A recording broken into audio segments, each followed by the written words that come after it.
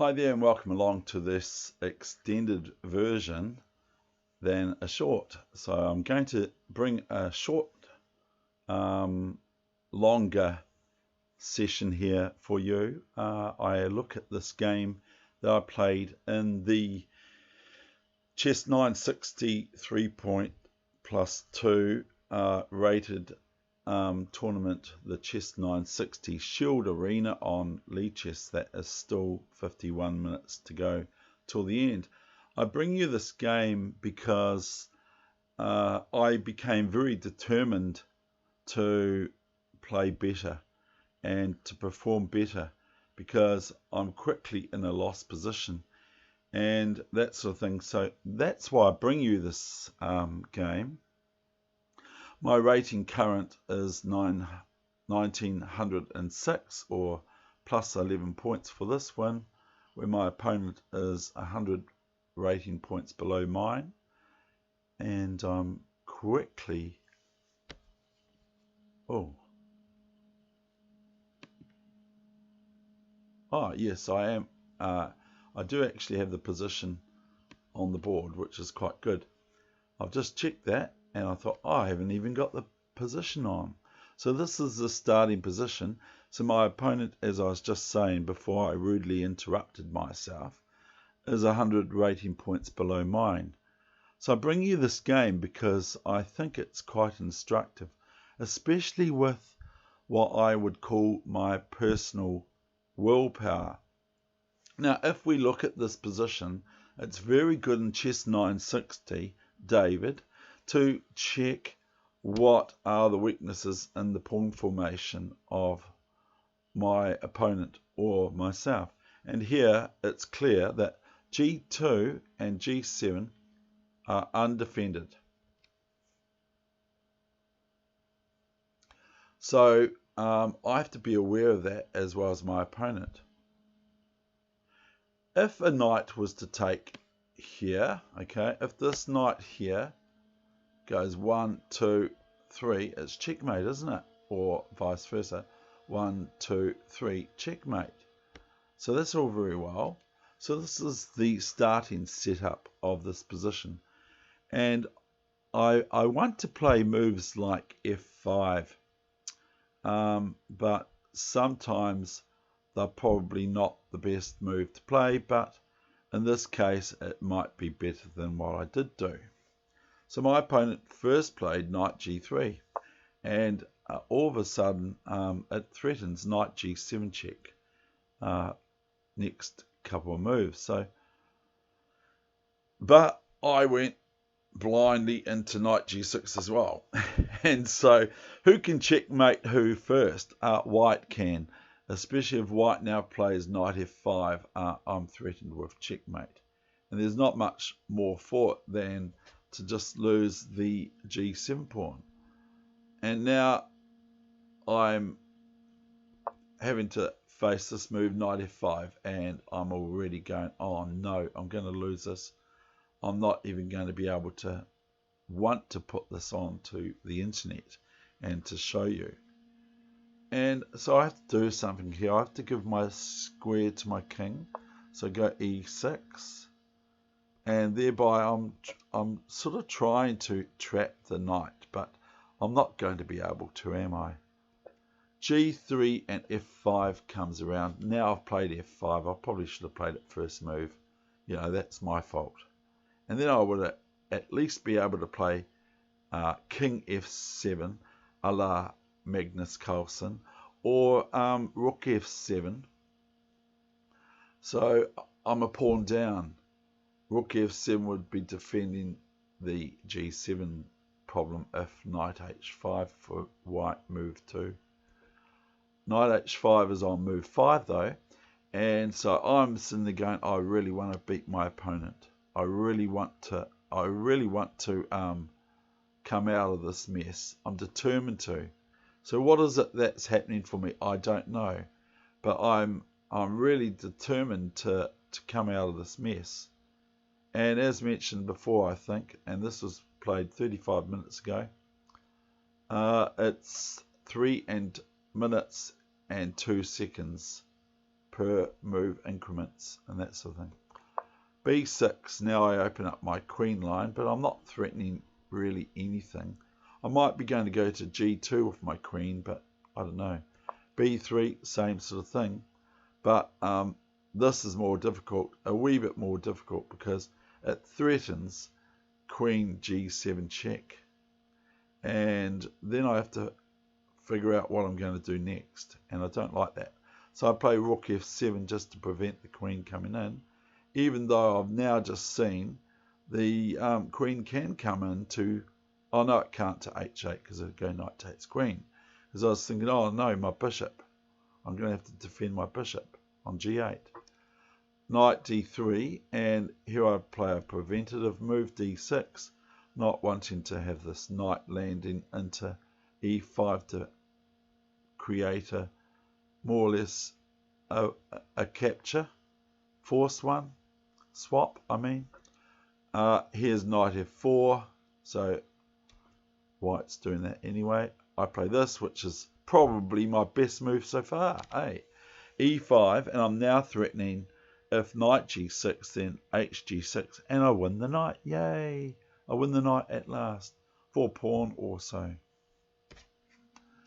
Here my opponent went knight d3, but of course they knew that they had to. Queen e4, and now I have f3 played against my queen. Queen d5.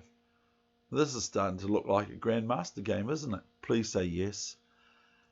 Queen d5, queen c3, and c5. This is a move I prepared against my opponent last week. Yeah? No, because this is chess960, knight f2, and b5. If I can't do anything, I'll attack the queen. e4. No, my opponent's attacking my queen. Queen e6, e5, queen f5, g4. Oh no.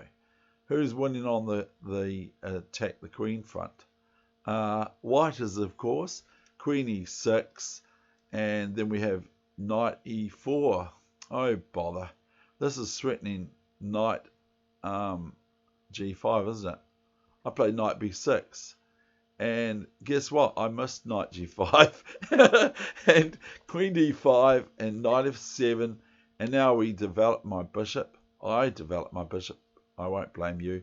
Bishop f7. I don't want to play king d7. I do, because then my opponent might play knight f6 check. Yeah, I'll win this queen. No, you don't. I take your knight with my bishop. I've just noticed, but it normally would be good for white to play knight f6 check. Bishop f7, knight g3. We have retreat.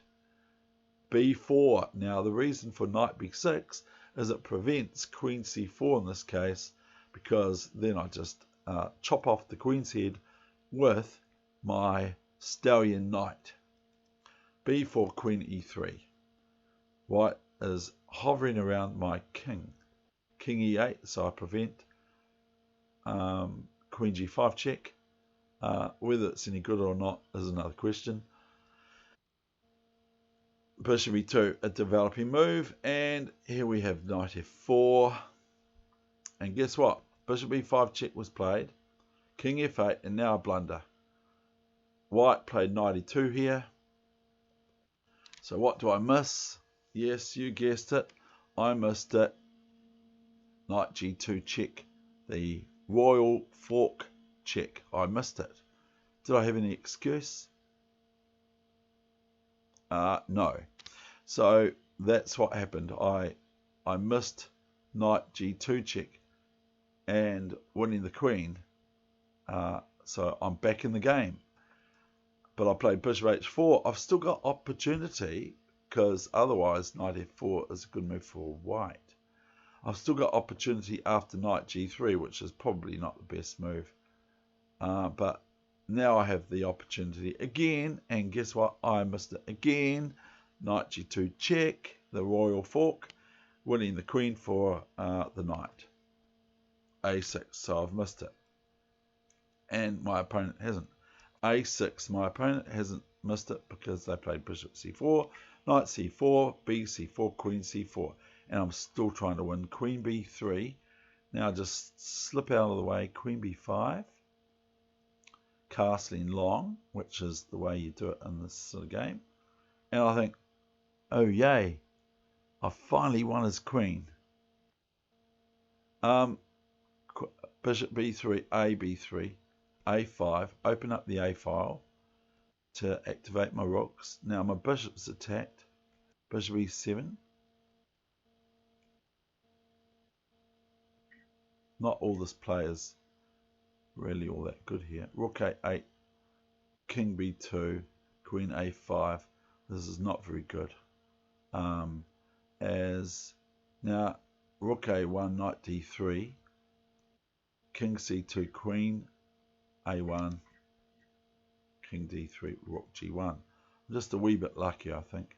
Now the preceding moves for those that are interested, and thank you very much for watching, and I do hope you get something out of this video that's meant to be short, but I like to bring this sort of thing, especially in a longer session, to you, for you to enjoy and peruse and to listen to my thoughts and that sort of thing in this game of chess.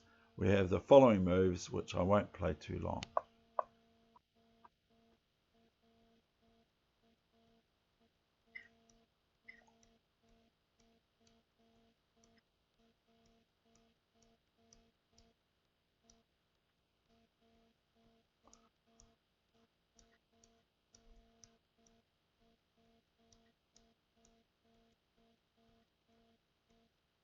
Checkmate.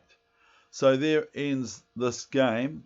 So I was a little bit lucky, or whatever the word is. I was a little bit lucky with a little luck. We can work this out. We can make this whole darn thing work out with a little luck, from Paul McCartney and Wings. That song, With a Little Luck. Silly love songs, when that came on in the 70s, the first time I heard it, I thought it's so stupid, until I found out that it was Paul McCartney and Wings. Well, until I found out that it was Paul McCartney from the Beatles, of course. So I hope you enjoyed this game today, and I am hoping that this is appreciated and that you've got something out of this video and the approach to the Chess960 game.